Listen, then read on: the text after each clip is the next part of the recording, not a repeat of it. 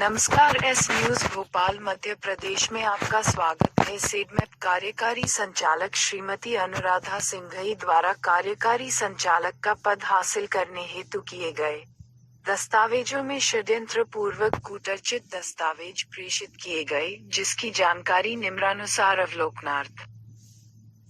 सेप की कार्यकारी संचालक द्वारा पदभार ग्रहण करने के बाद अनेक कर्मचारियों को अकारण ही सेवा से पृथक कर दिया गया, जो कि 10 से भी अधिक वर्षों से सेडमेप में कार्यरत थे।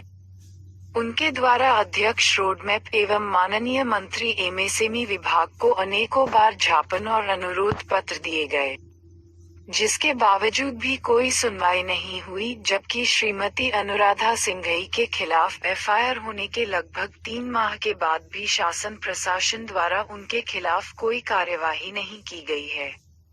यहाँ उल्लेखनीय है कि माननीय न्यायालय द्वारा श्रीमती सिंघई के दस्तावेजों का परीक्षण कराने के उपरांत ही एफआईआर के आदेश दिए गए हैं। सेडमेप में मैंने 27 साल काम किया। 12 जून 1995 से लेकर 30 अगस्त 2022 तक। और जो मैंने शुरुआत की थी सेडमेप में ऑफिस असिस्टेंट से की थी, लेकिन मैं डेजिग्नेशन जो है वो project coordinator, trainer, faculty, software development, MIS का सब काम, एडमिनिस्ट्रेशन का भी काम मैंने किया है अलग अलग डिपार्टमेंट में।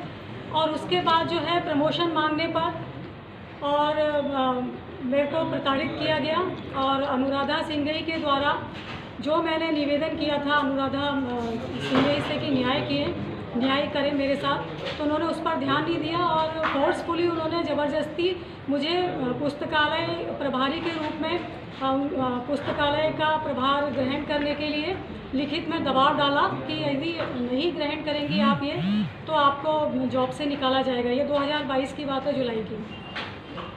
उसके बाद मैंने फिर उनसे लिखित में फिर निवेदन किया, लेकिन उन्होंने नहीं कहा कि आपको ये प्रभार लेना ही पड़ेगा, जबकि मेरा पुस्तकालय से संबंधित कोई मेरा न तो क्वालिफिकेशन है, ना तो मेरी कोई अनुभव है, ना कोई स्किल थी। MLA किया आपने? नहीं, मैंने नहीं किया। मेरा तो MCA है, MSc है और 2 कंप्यूटर में डिप्लोमा है। ट्रेनिंग प्रोग्राम का मेरे पास सर्टिफिकेट है। वैसे ही मेरे पास अनुभव है सेडमेप का पूरा 27 साल का।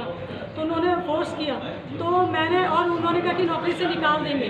और जब उन्होंने कोई भी मेरे साथ उन्होंने कहा कि जब ज़्यादा फोर्स किया तो मैंने और उन्होंने कहा कि आपके साथ हम मतलब आपको करना ही पड़ेगा। तब मैंने प्रधानमंत्री जी को भी लिखा था PMO में। तो PMO से जब प्रधानमंत्री जी का पत्र जो आया था यहाँ पे मुख्यमंत्री की शिकायत में CM हेल्पलाइन में, तो वहाँ पर से फिर जब चेयरमैन से होता हुआ जब ये पत्र हेल्पलाइन से जब आया अनुराधा सिंघई जो कार्यकारी संचालक है उनके पास, तो 29 जुलाई 2022 को उन्होंने मुझे अपने कक्ष में बुलाया लगभग सुबह 11:30 पर और कहा कि इसको वापस लो, आप शिकायत को वापस लो। तो और मेरे पास, क्योंकि मेरे ऊपर झूठे इल्ज़ाम लगाए गए थे VP सिंह द्वारा, VP सिंह के माध्यम से ये काम कराया था। सारे काम लिखित में जो उन्होंने पत्र दिलवाए मुझे VP सिंह और जॉन पीपल से करवाया ये सारे काम। तो जब मैंने उनसे कहा कि मैं वापस नहीं लूँगी ये शिकायत, तो उन्होंने कहा आपके ऊपर ये इल्ज़ाम लगा देंगे कि आप काम नहीं करती हो और आपको फिर टर्मिनेट कर देंगे और फिर आप कोर्ट से लड़ते रहना, और चाहे आप किसी भी मंत्री के पास चले जाओ या चेयरमैन के पास चले जाओ, आप कहीं भी चले जाओ। तो और क्योंकि उनको कोई डर नहीं है, क्योंकि वो उनको ऐसा लगता है शायद सब उनके पक्ष में है। तो मैंने उस समय फिर क्या हुआ कि और फिर उन्होंने अपने वकील को भी बुला लिया और वो वकील के द्वारा फिर उन्होंने दबाव डालाया। तो और उन्होंने एक VRS की ऐसी पॉलिसी बना के रखी है जो बिना फ़ायदे वाली ऐसी धमकाए कर्मचारी को, तो मजबूर हो के वो VRS लेने पे मजबूर हो जाए, ताकि उनके ऊपर इल्ज़ाम भी नहीं आए कि भाई हमने इनसे मतलब इनको नौकरी से निकाला या जो भी है। तो ये 2 चीज़ें करते हैं, इनकी ऐसी पॉलिसी बना लेते हैं, या तो झूठा इल्ज़ाम लगा के ये एम्प्लॉय को टर्मिनेट करते हैं और उसको बदनामी करते हैं, और या फिर उसको VRS लेने के लिए मजबूर करते हैं। तो मैंने सोचा कि इल्ज़ाम लगेगा और ये टर्मिनेट करेंगे और ये जबरन की बेइज्जती होगी और फिर मैं कोर्ट जाऊंगी, पैसा भी चाहिए, सब चाहिए, और मेरे साथ कौन मेरा साथ देगा। तो मैंने VRS ले लिया मजबूरी में। कितनी सर्विस बची थी आपकी? मेरी सर्विस जो 30 अगस्त 2022 को मेरी उम्र थी 53 साल। तो मेरी तो अभी सर्विस बहुत सारी बची थी और 27 साल की नौकरी में एक भी प्रमोशन नहीं, कोई फ़ायदा नहीं, बढ़ चढ़ के काम किया और जबकि कोई एरियर नहीं और जितना भी जो पैसा जो मिलना चाहिए था वो नहीं मिला। और तो ये जो है कि बहुत अन्याय हुआ मेरे साथ। और आपके इमीडिएट वो जो पीनर रेड्डी साहब हैं, उन्होंने से मुलाकात करी आपने? जिस किससे पीनर रेड्डी साहब, हम लोगों ने उनसे भी मुलाकात किया है, उनका क्या बोलना? कोई बात नहीं। किनसे? ईडी से। मजबूर करके लेनी पड़ती है। बीआरएस को बीआरएस के लिए उसी समय दे दी थी जब इन्होंने मुझे बुला के धमकाया, क्योंकि उसी समय 2 घंटे थे मेरे पास निर्णय लेने को। तो मैं अपनी शिकायत वापस ली सीएम जो हेल्पलाइन से, और उसके बाद तुरंत ये था कि मुझे बीआरएस लेना है, नहीं तो ये और दूसरी कुछ कार्रवाई करते, क्योंकि ये लोग मतलब बहुत मैंने कागज़ दिए हुए हैं, बहुत बुरा वहाँ का माहौल है। मैं इसलिए मुझे मजबूर हो गई। 1 साल पहले बीआरएस लिया आपने। हाँ। आज आवश्यकता वापस क्यों पड़ी? इतने साल तक क्यों झेलते रहे फिर आप? अभी क्यों आपको क्योंकि वो जरूरत किसी पड़ेगी? का पैसा नहीं दे रहे और मुझे अपना लोन चुकाना था। मेरे पास पैसा नहीं है, ना मुझे माता पिता से कहीं से भी कोई प्रॉपर्टी मिली ना कुछ। मैंने जो छोटा सा एक घर लिया वो मैंने अपनी कमाई से लिया, जो मेरे रोजगार का जो मेरी जो आय का साधन है। मैं अकेली हूँ, मैं मतलब मेरी मम्मी भले ही मेरे भाई के घर में रहती है, पिता के ने जो बनाया है, पर मैं जो रहती हूँ मेरा अकेला ही है। वो मैं अपनी पूरी जो है जिम्मेदारी मेरी खुद की है मेरी, और वो एकमात्र मेरी सरनेम की नौकरी। आप क्या चाहती हैं? मैं चाहती हूँ कि जो वीआरएस में, या तो मैंने वीआरएस लिया तो उसकी पॉलिसी हमें दिखाई नहीं दी, तो वीआरएस का फ़ायदा तो दी, तो वीआरएस का फ़ायदा तो दे कि पूरे प्रमोशन के साथ मिलता है, 7 पे ड्यू होता है वो मिलता है। तो आप अपने खुद के हक के लिए लड़ रही हैं कि आपके साथ जो 12-15 लोग हैं उनको भी यही सिस्टम मतलब इसमें चाह रहे हैं? सभी के साथ यही है। अभी आप मैंने वीआरएस लिया, इन्हें टर्मिनेट किया जिन्होंने। अच्छा, उनको टर्मिनेट किया है। टर्मिनेट कितने कर्मचारी? टर्मिनेट कितने कर्मचारी हैं? टर्मिनेट भी बहुत सारे कर्मचारी हैं, कितने होंगे लगभग?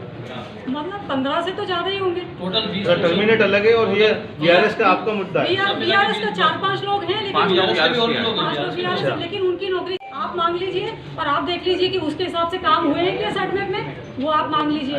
और वो जो भर्तियां जो पिछले 20 सालों में हुई है, जितेंद्र तिवारी से लेकर के, और जितेंद्र तिवारी, चटवाल जी और अनुराधा सिंघई, मतलब डॉक्टर पीएन मिश्र के जाने के बाद जो भी भर्तियां हुई, जो भी भर्तियां की गई नॉन आईएएस, उसकी पूरी जांच की जाए। और इन्होंने नियम क्यों नहीं बनाए सेटमेंट के एम्प्लॉय के लिए? प्रॉपर्टी भी उनको मिल रही होगी, जो भी उनके पास होगा जो भी।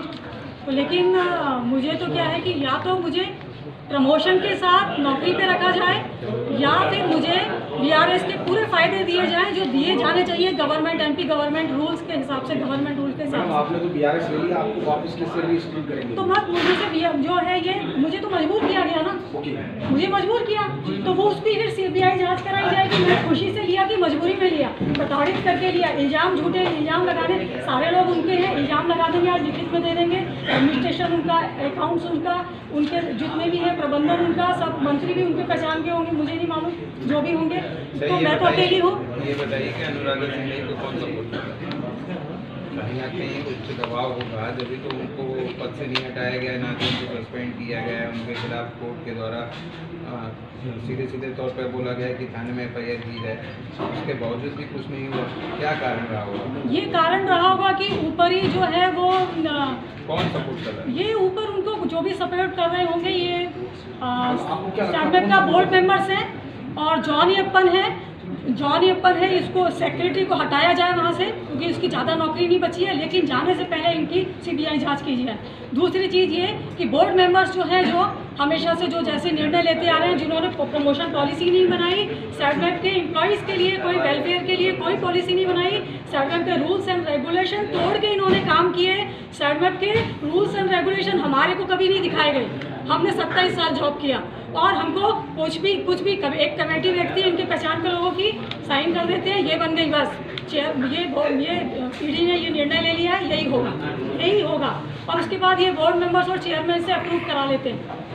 कोई नहीं है, कोई गवर्नमेंट के पास जाओ भी तो गवर्नमेंट करना भी चाहे तो ये लोग करने नहीं देते हैं। अच्छा, जैसा आपने उच्च अधिकारी के पास में भी नहीं है, इकबाल सिंह बेस जी के पास में भी नहीं है, उनको भी पावर नहीं है इस चीज़ का। हाँ।